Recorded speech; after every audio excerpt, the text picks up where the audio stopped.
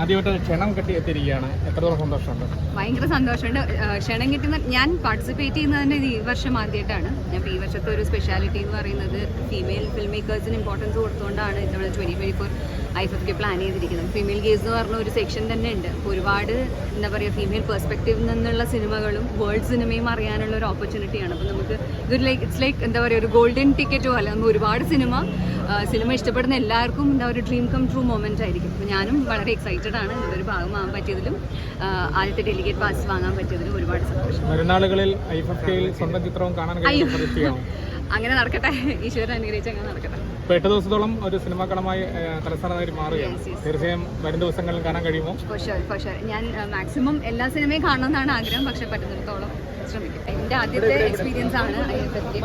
ഒരുപാട് ആഗ്രഹിച്ചതാണ് പാർട്ടിസിപ്പേറ്റ് ചെയ്യണം, വരണം, കാണണം എന്നുള്ളത്. അപ്പോൾ ആദ്യത്തെ വർഷം തന്നെ ഫസ്റ്റ് ഡെലിഗേറ്റ് പാസ് വാങ്ങാനുള്ള ഒരു ഓപ്പർച്യൂണിറ്റി എനിക്ക് കിട്ടി. അത് ഒരുപാട് സന്തോഷമായിട്ട് ഞാൻ very excited about it. Okay, അക്ഷരാർത്ഥത്തിൽ ഇനി വരുന്ന 7 ദിവസങ്ങൾ തലസ്ഥാന നഗരി ഒരു സിനിമ കളമായിട്ട് മാറുന്നൊരു സാഹചര്യം. അപ്പോൾ ഈ 7 ദിവസങ്ങൾ തലസ്ഥാന നഗരിയിൽ സിനിമയുടെ ഭാഗമാകാൻ ഉണ്ടാവും.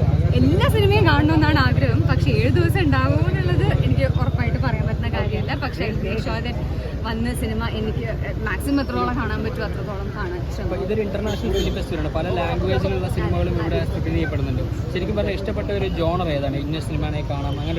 I am very open to it. അങ്ങനെ ഇന്ന പെർട്ടിക്കുലർ സിനിമ എന്നുള്ളതില്ല.